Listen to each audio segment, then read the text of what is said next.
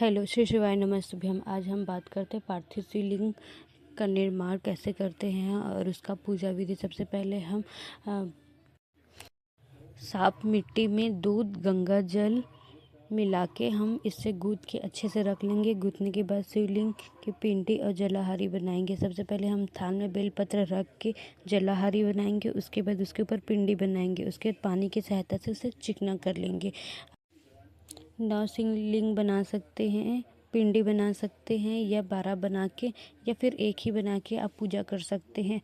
9 पिंडी बना के 9 ग्रहों की शांति के लिए पूजा किया जाता है। 12 पिंडी 12 शिवलिंग का 12 ज्योतिर्लिंग के हिसाब से, और आप एक मूलभूत स्वरूप बना के भी आप पूजा कर सकते हैं। मैं यहाँ पे 9 पिंडी बना के 9 ग्रहों की शांति वाला पूजा कर रही हूँ।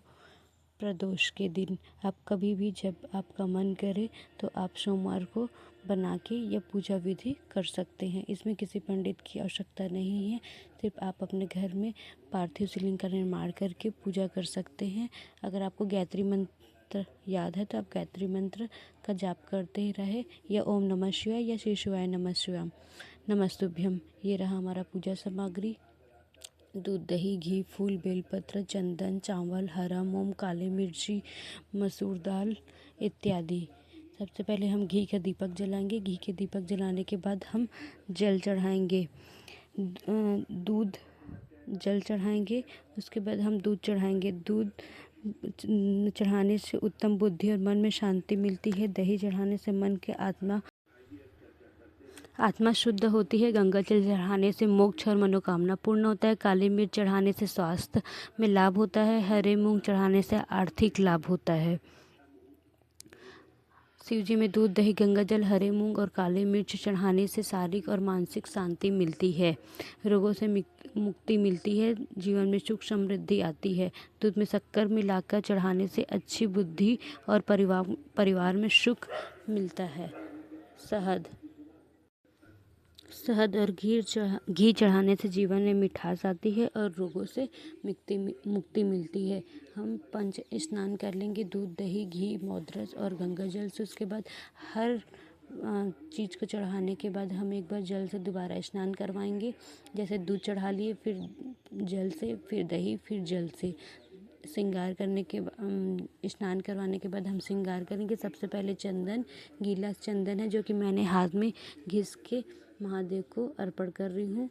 अर्पण करने के बाद ये है अष्टगंध और चंदन पाउडर, सूखा वाला पाउडर लगाने के बाद चंदन का पाउडर लगाने के बाद हम पुष्प, बेलपत्र और हरा मूंग, काली मिर्ची, चावल, अक्षत जो कि टूटा हुआ नहीं होना चाहिए, और मसूर दाल, ये सब चढ़ाएंगे।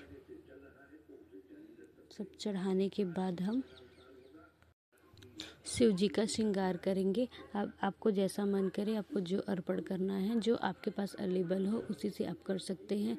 शिव जी की पूजा में आपको हर सामान होना अनिवार्य भी है और अनिवार्य भी नहीं है। आपको जैसा मन करे वैसा कर सकते हैं। शिव जी में भांग भी चढ़ाया जाता है। श्रृंगार कर ले।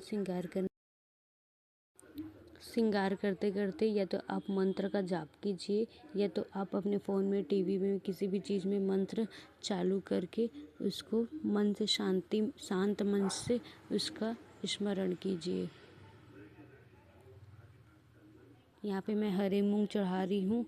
हरे मूंग चढ़ाने से आर्थिक लाभ होता है, जीवन में तरक्की मिलती है। शिव जी की पूजा मन को शांति देती है और बहुत ही लाभदायक है। आप कभी भी आपका मन दुखी है तो आप शिव जी की पूजा अपने घर में कर सकते हैं। अपने हाथों से ही कर सकते हैं। जो भी आपके घर में सामान है उसी से कर लीजिए,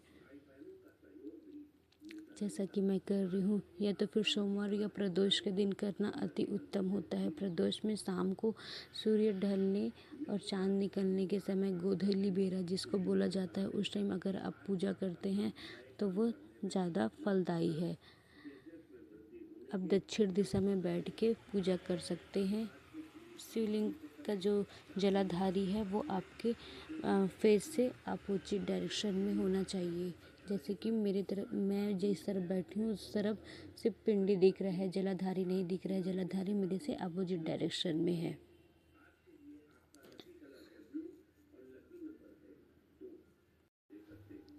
काला तिल चढ़ाने से रोगों से मुक्ति मिलती है। अक्षत। फिर मैं बेलपत्र चढ़ा रही हूँ। बेलपत्र के जो मध्य बिंदु है इसमें शहद लगा रही हूँ और पीला चंदन। शहद बेलपत्र चढ़ा जाए जो कि शिव जी को अत्यंत प्रिय है। बेलपत्र चढ़ाने के बाद मैं पुष्पों से उनका श्रृंगार की हूँ। पुष्प से श्रृंगार करने के बाद मैं भोग लगा के, जल घुमा के अपने मन की बात, अपनी परेशानी या अपना भक्ति से भगवान शिव से मैंने कुछ क्षण बात किया है। बात करने के बाद प्रदोष के व्रत में मैं प्रदोष का कथा भी पढ़ती हूँ। कथा पढ़ने के बाद भोग लगा के आरती कर लो। आरती करने के बाद क्षमा याचना। हे शिव, मैंने आपका जैसा भी पूजा किया है, मन से क्रम से किया है, इसमें किसी भी प्रकार की त्रुटि होगी तो मुझे क्षमा करना और मेरे किए गए पूजा को स्वीकार करना। ऐसा करके विनती करके आप शिव जी की पूजा बहुत अच्छे से कर सकते हैं, जिससे आपको मन को शांति और लाभ की अनुभूति होगी। श्रृंगार में जनेऊ, शिव जी को जनेऊ पहनाया जाता है। एकाक्षी नारियल भी चढ़ाया जाता है बिना छिला हुआ। शिव जी के नारियल नहीं चढ़ाया जाता है, मतलब जलाहारी में रखा जाता है, जलाहारी में चढ़ाया जाता है। तो अगर आपको चढ़ाने की इच्छा है तो आप चढ़ा सकते हैं। फल फूल भी चढ़ा सकते हैं। शिव जी में वैसे तो मीठा, सेवाई, ये मधुपर्क है जो कि घी और दही को मिक्स करके बना हुआ है। ये शिव जी को चढ़ता नहीं है, इसे भोग लगाया जाता है, शिव जी को पसंद है। उसके बाद आप सेवाई, मीठा, चूरमा, कुछ भी आपका जो भी स्वेच्छा हो आप लगा सकते हैं।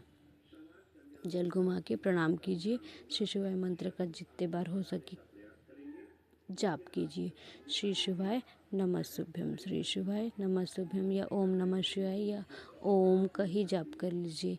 ये पूजा कोई भी अपने घर में कर सकता है। धन्यवाद, थैंक यू। पूजा करने के बाद आरती कर ले। आरती पूजा हो जाएगा। उसके बाद अब ये जब जो दिया हमने जलाया है उसके ठंडा होने के पश्चात आप एक लोटे में जल लेके शिव जी को फिर अर्पण कीजिए। विसर्जन बोल के।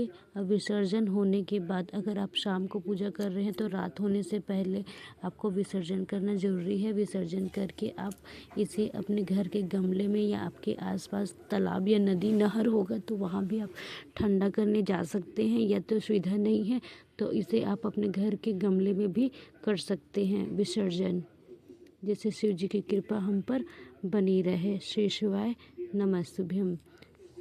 पसंद आया होगा तो लाइक कीजिएगा, कमेंट कीजिएगा, सब्सक्राइब कीजिएगा। Thank you.